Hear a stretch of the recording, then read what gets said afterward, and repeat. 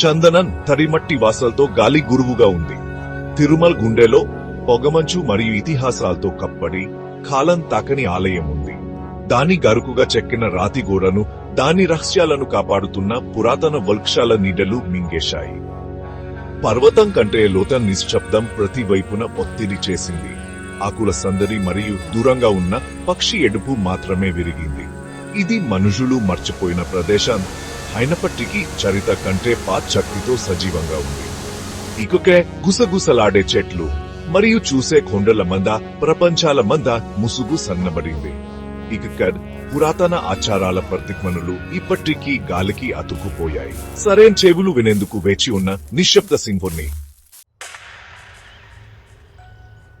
దట్టమైన పందిరి గుండా వర్పోసిన సూర్యకాంతి గతానికి సంబంధించిన శకలాలు ప్రకాశించింది.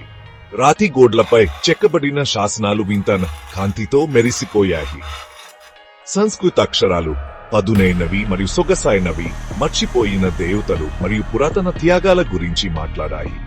సృష్టి మరియు విధ్వంసం, ప్రేమ మరియు నష్టం, దైవిక మరియు మాన మధ్య శాశ్వత నత్యం గురించి వారు కక్కలు గుసగుసలాడారు. ప్రతి పాత్ర దాని స్వంత జీవితంతో కొట్టుకుంటుంది. దేవతలు మనుషుల మధ్య నడిచిన కాలానికి ఒక మార్గం. అవి కేవలం అక్షరాలు మాత్రమే కాదు, అవి కీలు వేల స్వరాలుగా దాగి ఉన్న రహస్యాలను అన్లాక్ చేస్తాయి. పురాతన ప్రార్థనలు మరియు శక్తివంతమైన ఆవాహనల అవశేషాలతో గాలి కూడా పహులగొట్టబడిట్లు అనిపించింది. ఆలయం మధ్యలో ఒక భారీ గది ఉంది.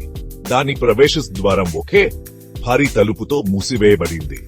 రాత్రి కంటే నల్లగా ఉన్న చెక్కతో చెక్కబడిన ఆ తలుపు నైపుణ్యం మరియు మర్మం యొక్క కరహాండం. ఖగోళ జీవులు మరియు పౌరాణిక జీవులను వర్ణించే క్లిష్టమైన చెక్కడాలు దాని ఉపరితలాన్ని అలంకరించాయి. ప్రతి వివరాలు అర్కంతో నిండి ఉన్నాయి.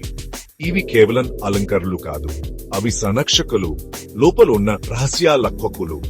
చెక్కలో చెక్కబడిన విశ్వ రేఖా చిత్రాలు మస్కబారిన అతీంద్రియ కాంతితో కొట్టుకుంటాయి. రాత్రి ఆకాశానికి చాలా కాలం పోయిన నక్షత్రరాశుల గురించి, విశ్వం యొక్క రహస్యాలను అన్లాక్ చేయడానికి కీని కలిగి ఉన్న అమెరికల్ గురించి వారు మాట్లాడారు. గర్ నుండి తక్కువ హం ప్రతిధ్వనించింది. ఎముకల మంచలో కంపించే లోతన లయబద్ధమైన కొట్టుడు. గాలి మందంగా మరియు భారీగా పెరిగింది. స్పష్టమైన శక్తితో హార్ట్ చేయబడింది. దూరంగా ఉన్న జపాలు అతీంద్రియ మరియు వెంటాడేవి, రాయి నుండి వెలువడేవి. పురాతన హృదయ స్పందన లయతో పెరుగుతాయి మరియు పడిపోతాయి. ఆప నిశ్శబ్దం గాలి పగుల కొట్టింది. ఒకే మండుతున్న కన్ను తలుపు ఉపరితలంపై ఉనికిలోకి వచ్చింది. దాని మండుతున్న కనుగుడ్డు అగ్ని మరియు కాంతి యొక్క కేంద్రీకృత వలయాలతో చుట్టుముట్టబడింది. ఇది ఒకసారి, 2 సార్లు కొట్టుకుంది, అప్పుడు అదృశ్యమైంది. ఖగోళ చందన్ యొక్క మస్క ప్రతిధ్వని మరియు ఓజోన్ యొక్క మిగిలిపోయిన వాసనను మాత్రమే వదిలివేసింది. పురాతన శక్తి మేల్కొంది. శివుని కన్ని చూస్తోంది.